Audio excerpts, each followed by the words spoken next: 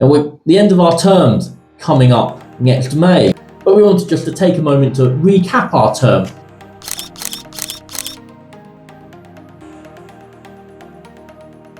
Since 2022, I've had the absolute pleasure of working with Councillor-elect Sir Michael. Elect, you've been a councillor since 1994, That's representing Bromley, Coney and Keston first. Yes, many years. So you are our elder statesman of the team, our experience who we turn to. So it seems only fitting to start with you. Over the last few years, what would you say the biggest achievement you've made in the ward has been? The last few years, I'd say working with my colleagues to bring investment into the ward.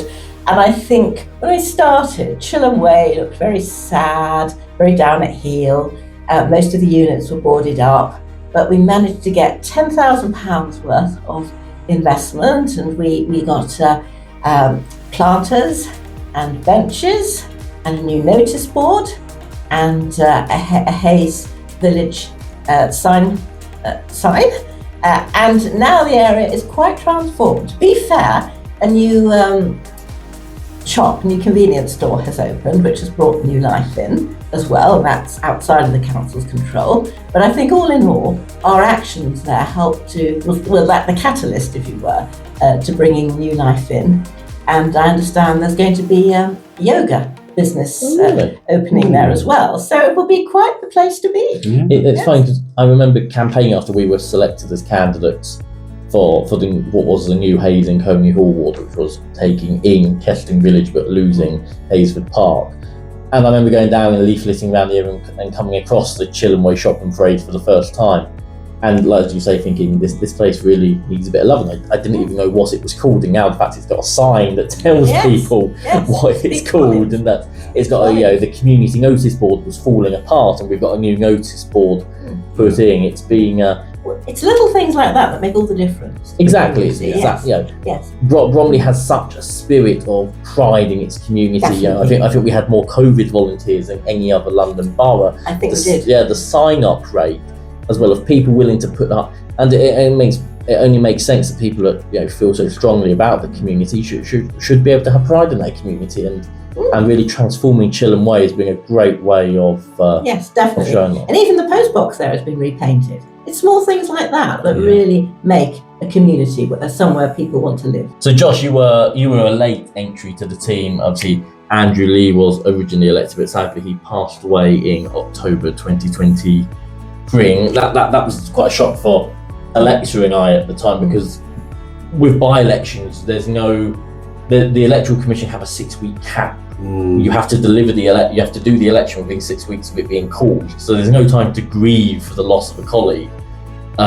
You have to get straight into replacing them essentially, and thankfully we were joined by you. That made the process all the more easier, being joined by a very hard-working and energetic young candidate like yourself.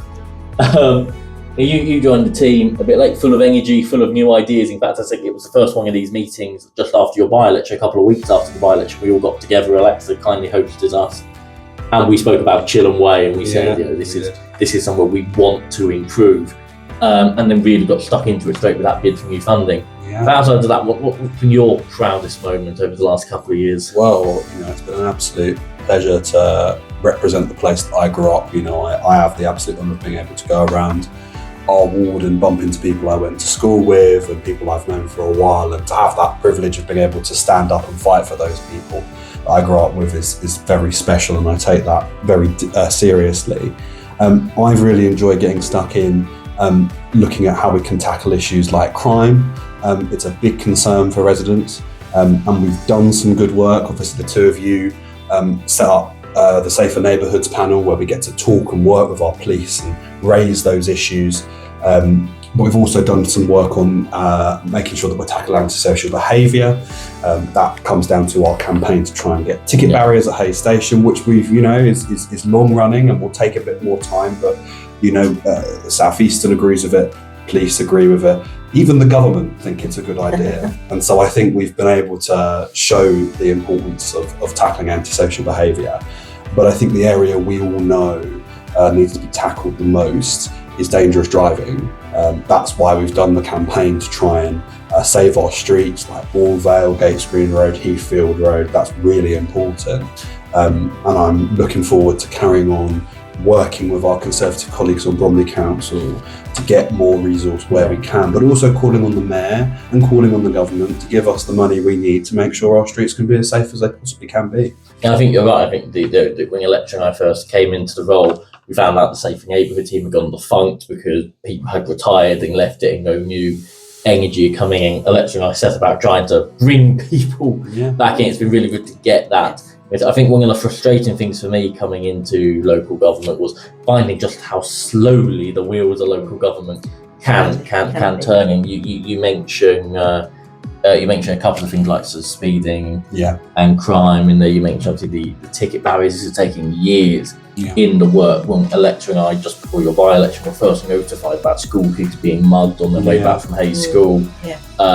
Only today in the newspaper about someone being basically robbed on the train, being between Elmer's End down that way, and then being followed off the train because in nervousness, this guy who was being robbed couldn't get the ping in his phone to work, so and the fact that they waited until the guy was able to get into a local shop, and we really got to get people to feel safe in the air. We've got to get British Transport Police on the trains, and that's been so. Making the case for trade, we now got to the point where we've been able to establish Haues as the third highest priority on the South Eastern network. We've got the government doing the provisional work to look into the feasibility of it. But it is, we completely share residents' frustration about actually how slowly these things can take, that things in the public sector. And I think that's a drum that really needs beating, is that across all levels of government, we've got to move faster with these things. And what's your biggest achievement? What have you enjoyed in your time? I think that the speeding issue you mentioned has been a real tough, a tough one to crack, because we've got the police. We're able to organise them to come down with the speed guns and to working with fellow councillors. We first got more investment. We only had one working speed gun in Bromley originally, actually a campaign by a number of councillors, and Bob Stewart, who was then the MP for Haues. We got an intervention with him that got funding for more speed cameras as well. Then we got the vehicle activated signs put in, and now of course we're campaigning for speed cameras, and it goes back into, although these things can take long to prove, the fact that we've been able to get bits of progress. I've been really actually proud of the fact that we've kept this going. We haven't just let things, we haven't been like, we're missing defeat on this. We're constantly finding new avenues to explore. So I go back to so Alexa, what are your top priorities if re-elected in May? Oh, well, my top priorities would be to keep Haues clean and green. I think it's very important to have clean streets, tidy environment. I think that alone deters crime. So whenever I go out and I see graffiti somewhere and litter, dirt, I make a note of it and report it on Fix My Street. And I think it's great that we have such an easy way to report things and get things done. And I'm very proud of the fact that Bromley is very responsive, unlike the Mayor of London, who takes ages to remove graffiti from TfL property. So that's my priority. Another one will be to preserve our green belt. Now that's a real challenge we have on our doorstep with the proposed development at Haues Farm. I think in my very long council career, I have always opposed developments on green belt or metropolitan open land on principle. I think they exist for a purpose. I think we do need a green lung in Bromley. I think it's one of the reasons why so many people are attracted to the borough and come and live here, because it's such a lovely place to live. We have so many parks, open spaces, and green belt. And green belt, it doesn't just look pretty, although that is part of it, but it also prevents towns from merging into one another, and it helps keep our air fresh. Now, Mayor of London wants to tax people to the hills with the introduction of ULEZ, but what's actually keeping Bromley's air much cleaner than the London average is the fact that we have so many open green spaces, and they absorb the particulates from the cars. We have lots of trees as well, and another great achievement of this council is the tree planting scheme. We planted 5,000 new street trees between 2022 and this year. So I'm very proud of that as well. But one of my main concerns is to retain our green belt. and we're looking at this proposal to put 2,000 houses on so-called Ravensbourne Park, which will take in part of Haues Farm. And I just think that's to build on the green lung of Haues is wrong. Well, it's not just the houses. The developers said they want to put 2,000 homes in, but they also say that they won't go above a certain number of stories. And they also say that particularly around Haues, they want to put family homes with driveways and gardens in. That contradicts what the Mayor of London says, what Sadiq Khan says he wants. He says he wants the green belt densified. And I've challenged him on this at City Hall. I challenged his Deputy Mayor for Planning, Jules Pipe, and said, if a development, so the Mayor's position is that their level of density is nothing below 6 stories. So I've said to them, will you use your calling powers to force developers to go higher? And shockingly, they've said yes.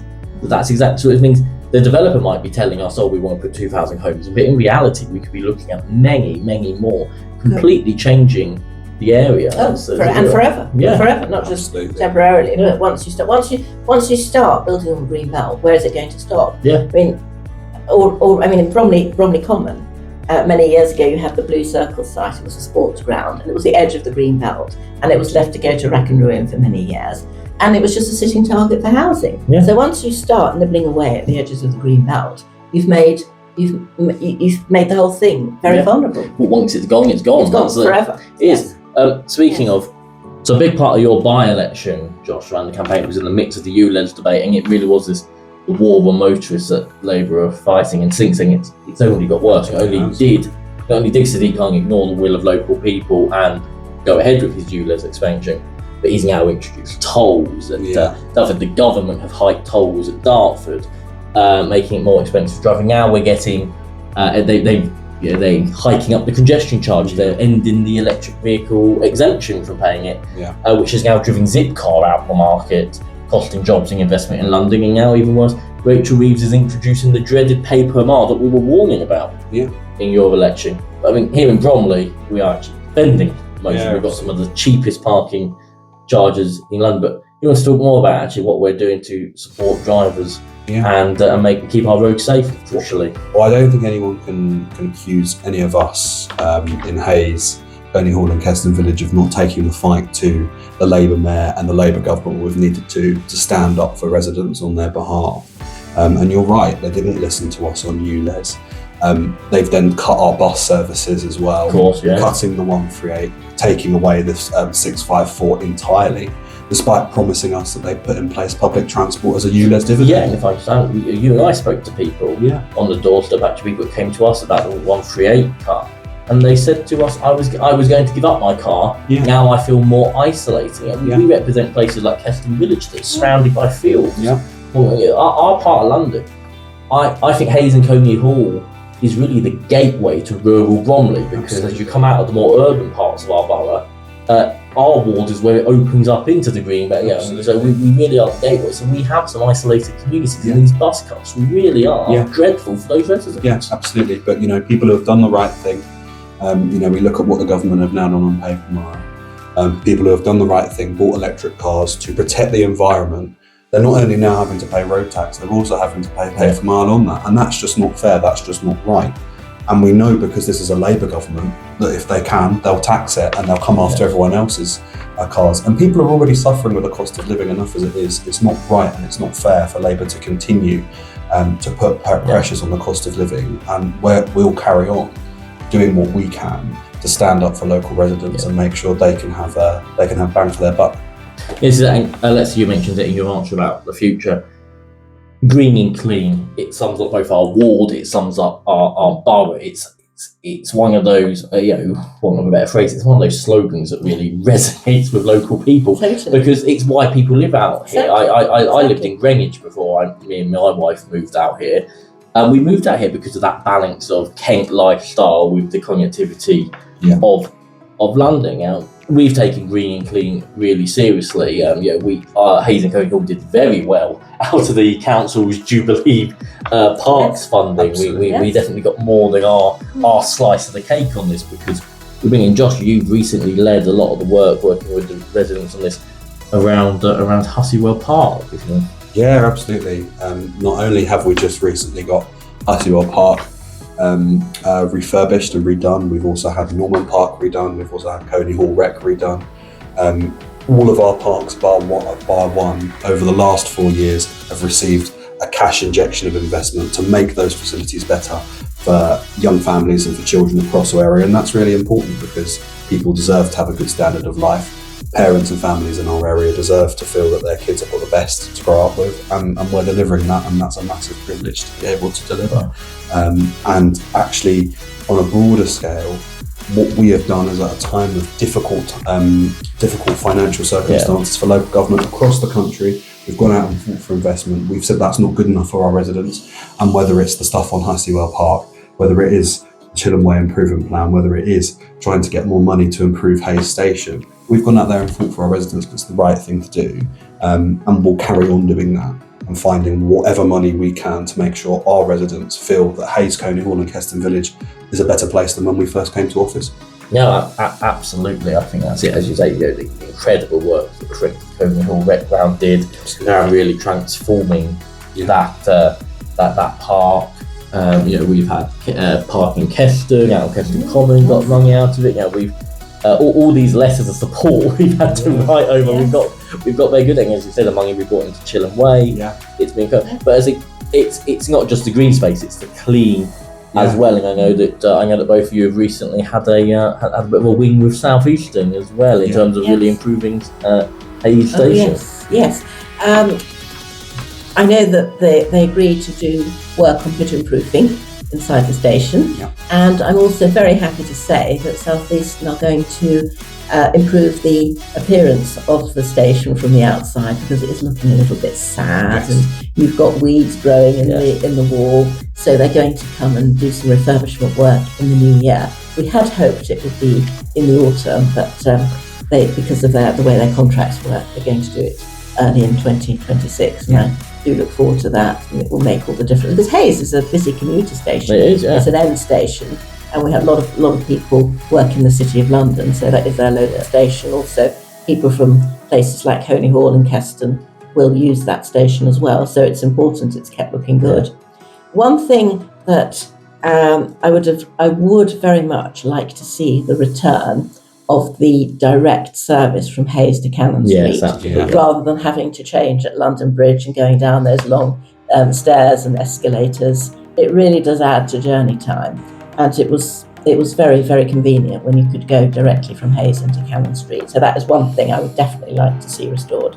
Yeah, absolutely. I'm very nervous about the proposed Bakerloo line extension, because I just don't think it serves the route that our residents need. But Josh, I know you've been liaising with South Eastern quite a bit. Is there anything you want to add to what? I think it comes back to, we will work wherever we need to improve our public spaces, getting that sign that's our entrance to the world, making sure that it's looking clean and neat and to the standard residents expect is really important. Also, Haues Station actually is very unique to other stations. It's very Art Deco-y. It feels very different to the rest of the line. Actually, there's not a lot of stations in London that look like it, so it should be well kept.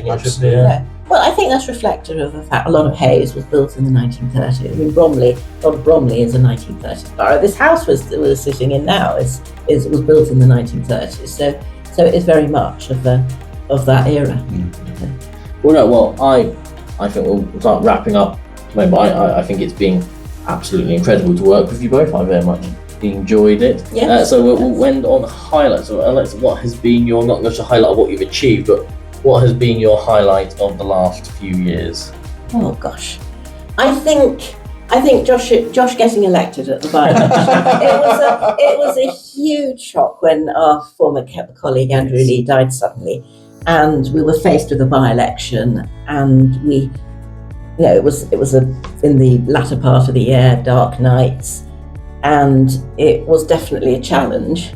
And I'm really grateful that Josh was elected, and in the short time he's been a councillor, he has proved to be an outstanding colleague, and I'm very, very happy to be going into the next local elections with him as a colleague, as an experienced colleague, and I just hope that we will win our seats and carry on the good work with our new colleague Diane Smith. Absolutely, I'm looking forward next May to going in and talking to as many residents as we possibly can about our clear plan to make Haues, Coney Hall and Keston Village an even better place to live. We've only just gotten started, Alexa and I, and along with Diane, and there's so much more work to do. I think that's it. I think whether it's the artery runway approach and noise destruction from Bigging Hill, whether it's keeping our ward clean and green, keeping our roads safe, giving the place time, I think this is it. Where no matter what the issue, I think we've really over the last few years shown that no issue is too small or too big in some cases. So I think it's been an absolute pleasure working with both. It's been an absolute pleasure getting a lot of the people in the community that help, who give up their time to make this so special. And I hope to see the both of you elected or re-elected in May to continue such fantastic work.